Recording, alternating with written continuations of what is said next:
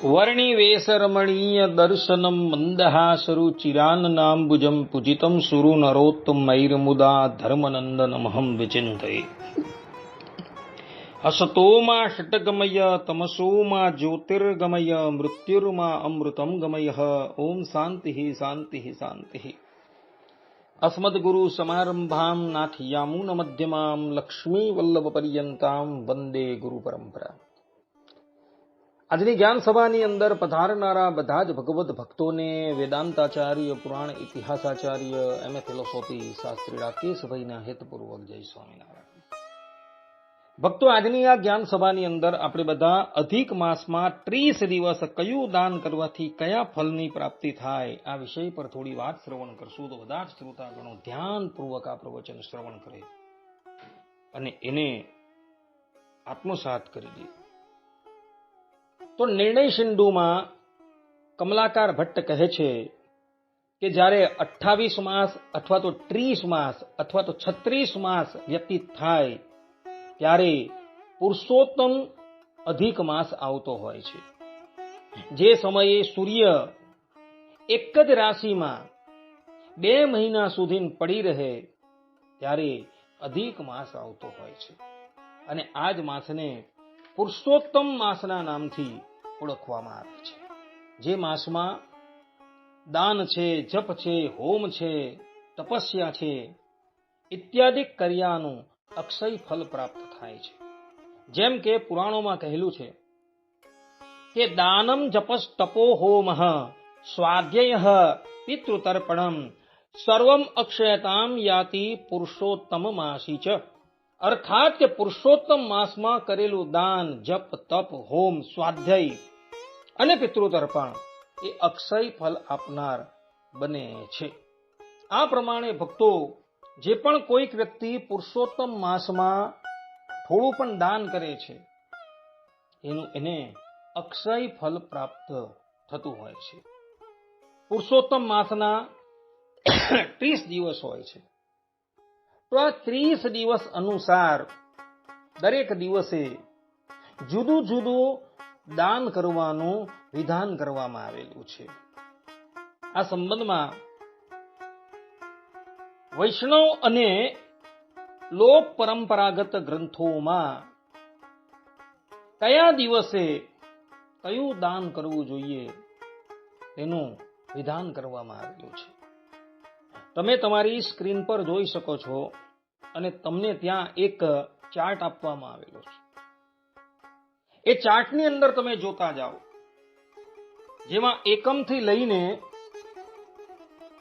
અમાવાસ્યા પર્યંત 30 દિવસમાં એક દિવસે કયું દાન કરવું અને એનાથી કયા ફળની પ્રાપ્તિ થાય એનું વર્ણન કરવામાં આવેલું છે. જેમ કે અધિક માસના પહેલા દિવસે ઘીનું દાન કરવાનું હોય છે. જે ઘીનું દાન કરવાથી મનુષ્યમાં પવિત્રતા આવે છે અને એના તેજની વૃદ્ધિ થાય છે. અધિક માસના શુક્લ પક્ષની બીજના દિવસે ખાણનું દાન કરવાનું હોય છે. જે ખાણના દાન કરવાથી મનુષ્યના જીવનમાં મધુરતા આવતી હોય છે. ત્રીજના દિવસે ચોખાનું દાન કરવાનું હોય છે, જેથી અન્નપૂર્ણા દેવીની મનુષ્ય પર કૃપા થાય છે. ચોથના દિવસે દૂધનું દાન કરવાનું હોય છે, જેથી મનુષ્યને શાંતિની પ્રાપ્તિ થાય છે. પાંચમના દિવસે દહીંનું દાન કરવાનું છે, જેથી મનુષ્યને સારા આરોગ્યની પ્રાપ્તિ થાય છે. છઠ્ઠના દિવસે તલનું દાન કરવાનું હોય છે, જેથી મનુષ્યના બધા જ પાપ ક્ષય પામી જાય છે. સાતમના દિવસે ગોળનું દાન કરવાનું હોય છે, જેથી મનુષ્યના જીવનમાં સુખ અને સમૃદ્ધિની વૃદ્ધિ થાય છે.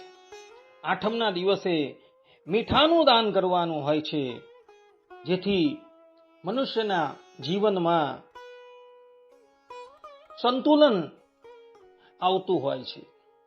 નોમના દિવસે વસ્ત્રનું દાન કરવાનું હોય છે, જેથી માનવના જીવનમાં દયા અને સેવાનો ભાવ ઉત્પન્ન થાય છે. દસમના દિવસે ફળનું દાન કરવાનું હોય છે, જેથી માનવને સારા આરોગ્યની પ્રાપ્તિ થાય છે. એકાદશીના દિવસે અન્નદાન કરવાનું છે, જેથી એને વિશેષ પુણ્યની પ્રાપ્તિ થાય છે. પરંતુ અહીં એક વાત ધ્યાન રાખવાની છે. એકાદશીના દિવસે અન્નનું દાન કરવાનું હોતું નથી, પરંતુ કેવલ સંકલ્પ કરવાનો છે અને બારસના દિવસે એ અન્નનું દાન કરવાનું હોય છે. કારણ કે એકાદશીના દિવસે અન્નના દાનની મનાઈ કરવામાં આવેલી છે. એનું કારણ એ કે એ દિવસે બધા જ પાપો અન્નની અંદર રહેલા હોય છે. એટલે એકાદશીના દિવસે અન્નના દાનનો સંકલ્પ કરી બારસના દિવસે એ દાન કરવાનું હોય છે.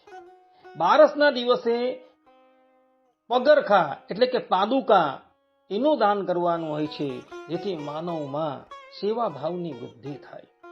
તેરસના દિવસે છત્રીનું દાન કરવાનું છે, જેથી માનવના જીવનમાં હંમેશા સુરક્ષા રહે છે, અર્થાત કે એનું રક્ષણ થતું રહે છે. 14ના દિવસે જળપાત્રનું દાન કરવાનું છે, જેથી એના મનની અંદર જે પણ કંઈક તૃષ્ણા હોય છે એનું નિવારણ થઈ જાય છે. પૂર્ણિમાના દિવસે અન્નદાન કરવાનું છે, જેથી એને અક્ષય પુણ્યની પ્રાપ્તિ થાય છે. આ પ્રમાણે ભક્તો અધિક માસના શુક્લ પક્ષની પૂર્ણિમા પર્યંત એણે વિવિધ પ્રકારના દાન કરવાના છે. જે પ્રમાણે શુક્લ પક્ષની અંદર દાન કરવાથી એને પુણ્યની પ્રાપ્તિ થાય છે, તે જ પ્રમાણે અધિક માસના કૃષ્ણ પક્ષની અંદર પણ દાન કરવાથી એને પુણ્યની પ્રાપ્તિ થાય છે. અધિક કૃષ્ણ પક્ષની એકમના દિવસે એટલે કે 16મા દિવસે દીવાનું દાન કરવાનું હોય છે, જેથી મનુષ્યના જીવનની અંદર જ્ઞાનનો પ્રકાશ થાય છે. માનવ અનાદિકાળથી અજ્ઞાન વર્ષ સંસારના ચક્રાવામાં ફરતો રહે છે. એને સંસારનું કષ્ટ થતું હોય છે. એનું કારણ એ કે એની અંદર અજ્ઞાનતા છે. પરંતુ અધિક માસના 16મા દિવસે જો એ દીવાનું દાન કરે તો એને જ્ઞાન પ્રકાશ થાય છે અને જન્મ મરણમાંથી કાયમની માટે મુક્ત થઈ જાય છે.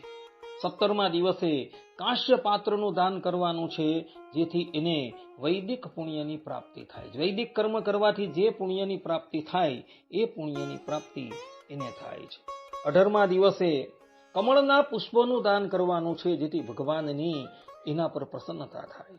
19મા દિવસે મધનું દાન કરવાનું છે, જેથી એના જીવનમાં મંગલતા આવે. 20મા દિવસે સુવર્ણ શક્તિ મુજબ દાન કરવાનું છે. જો સુવર્ણનું દાન કરવાને અર્થે અસમર્થ હોય તો મનોમન એ સુવર્ણનું દાન કોઈ યોગ્ય પાત્રને આપી દેવું. કારણ કે શાસ્ત્રોની અંદર અને એમાં શ્રીમદ ભાગવતમાં સ્પષ્ટ રૂપે કહેલું છે કે જે પણ કોઈક વ્યક્તિ કલિયુગમાં મનથી પણ દાન કરે છે એ દાનનું ફલ એને પ્રાપ્ત થાય છે. 21મા દિવસે ગાયને ચારો અર્પણ કરવાનો છે, જેથી માનવના જીવનમાં ગૌ સેવાની વૃદ્ધિ થાય છે. કારણ કે ગાયની અંદર સમસ્ત તીર્થો અને સમસ્ત દેવતાઓનો વાસ રહેલો હોય છે. 22મા દિવસે ધાર્મિક ગ્રંથનું દાન કરવાનું છે, જેથી માનવને વિદ્યાદાનનું ફલ પ્રાપ્ત થાય છે. માનવની પાસે વિદ્યા ન હોય તો એને વિદ્યાની પ્રાપ્તિ થાય છે, અને એટલે માટે 22મા દિવસે ધાર્મિક ગ્રંથોનું દાન કરવાનું હોય છે. 23મા દિવસે તાંબાના પાત્રનું દાન કરવાનું છે, જેથી માનવને સારા આરોગ્યની પ્રાપ્તિ થાય. 24મા દિવસે અન્ન ક્ષેત્રનું દાન કરવાનું છે, જેથી ભૂખ્યા મનુષ્યને જે અન્ન આપવાથી જે ફલની પ્રાપ્તિ થાય તે ફલની પ્રાપ્તિ એ દાન કરનારાને થાય છે.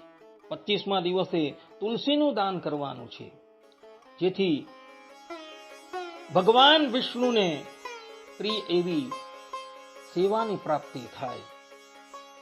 26મા દિવસે સૈયા છે, ચાદર છે, એનું દાન કરવાનું છે, જેથી માનવના જીવનમાં કરુણાનો ઉદય થાય. 27મા દિવસે એકાદશીનું દાન કરવાનું છે, જેથી વૈકુંઠ પ્રાપ્તિ થાય છે. 28મા દિવસે કેળાના ફળનું દાન કરવાનું છે, જેથી માનવના જીવનમાં સાત્વિકતા આવે. સત્વમ યદ બ્રહ્મ દર્શનમ, અર્થાત કે માનવના જીવનમાં સાત્વિકતા આવવાથી માનવને ભગવાનના દર્શન થાય છે. માટે 28મા દિવસે કેળાનું દાન કરવાનું છે. 29મા દિવસે દક્ષિણાનું દાન કરવાનું છે. અર્થાત કે કોઈ પણ વસ્તુનું કોઈક બ્રાહ્મણને દાન કરવાનું છે, જેથી બ્રાહ્મણ સંતોષ પામે છે અને બ્રાહ્મણ સંતોષ પામતા માનવનું મંગલ થાય છે. 30મા દિવસે કોઈક સાત્વિક બ્રાહ્મણને ભોજન કરાવવાનું છે, જેથી માનવને પૂર્ણાહુતિ પુણ્યની પ્રાપ્તિ થાય છે. આ પ્રમાણે ભક્તો અધિક માસના 30 દિવસમાં 30 પ્રકારના દાનનું વર્ણન કરવામાં આવેલું છે. તો તમારી અંદર જો સામર્થ્ય હોય, તમે ધનાદિકે કરીને સંપન્ન હોવ, તો તમે 30 દિવસમાં આ 30 પ્રકારના દાન કરજો. જો સામર્થ્ય નથી, ધનાદિકનો અભાવ છે, તો મનોમન પણ આ પદાર્થનું દાન તમે કોઈ સાત્વિક બ્રાહ્મણને કરજો. કારણ કે કળિયુગની અંદર મનોમન પણ કોઈક સત્કર્મ કરવામાં આવે, દાન આદિ કરવામાં આવે, તો માનવને એનું યથાર્થપણે ફલ પ્રાપ્ત થાય છે. માટે બધા જ લોકો આ વાત જે છે એ આત્મસાત કરી રાખજો અને અધિક માસને ખાલી ક્યારેય પણ જવા દેતા નહીં.